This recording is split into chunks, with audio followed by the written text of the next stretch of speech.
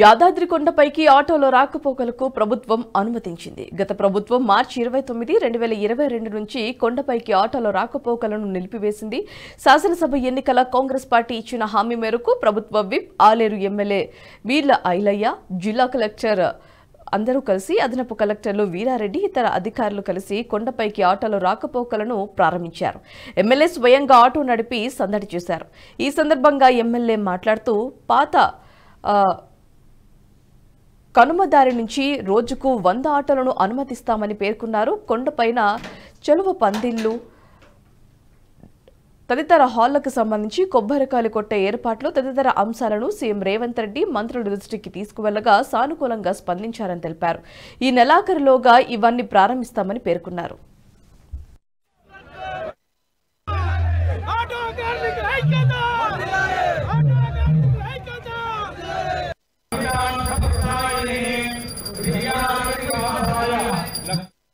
తీర్చుకోవడం కోసం మొదటి అడుగుగా గౌరవ ముఖ్యమంత్రి రేవంత్ రెడ్డి గారి సహకారంతో, గౌరవ ఎండో మంత్రి కొండ సురేఖ గారి సహకారంతో, గౌరవ ఆర్ఎండ్బి మంత్రి కోమటిరెడ్డి వెంకరెడ్డి గారి సహకారంతో ఇవాళ ఆటో కార్మికులను పైకి అనుమతించడం జరిగింది. వాళ్ళ 400 కుటుంబాల్లో ఆనంద బాష్పాలు చూడడం జరిగింది.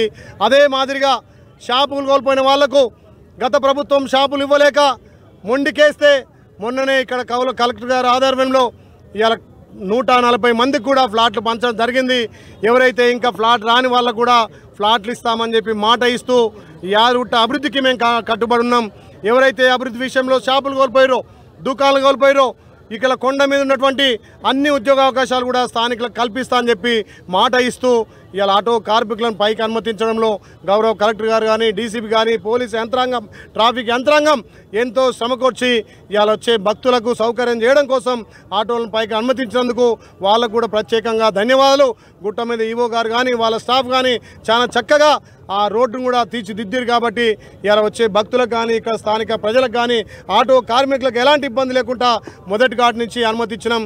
ఇలా ఆటో కార్మికుల జీవితాల్లో వెలుగులు చూస్తున్నాం. కాబట్టి అదే దశగా గత ప్రభుత్వం ఏదైతే కొండపైన విధించినటువంటి ఆంక్షలు, గత 100 సంవత్సరాల చరిత్రను పైన భక్తులు వచ్చే నిద్ర చేయడానికి అవకాశం లేకుండా కొండనొక వాళ్ళ గుప్పిట్లో పెట్టుకొని అప్పుడున్నటువంటి అనాలోచితమైనటువంటి ఆలోచనలతోటి డార్మెంట్ హాల్ని తీసేసిర్రు.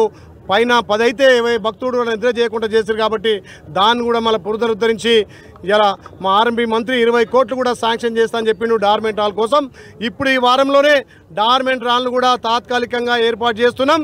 సుమారు రోజు 500 మంది కొండపైన నిద్ర చేయడానికి, ఎవరైనా ఆరోగ్యం బాగలేకున్నా, ఏదైనా మొక్కులు మొక్కినా, ఎవరైనా పెద్దలు కాలం చేసినా ఒక సాంప్రదాయబద్ధంగా స్వామివారితో నిద్ర చేస్తే అన్ని మొక్కులు చెల్లుతాయని చెప్పి అప్పుడున్నటువంటి సాంప్రదాయాన్ని మళ్ళీ తీసుకొచ్చినాం.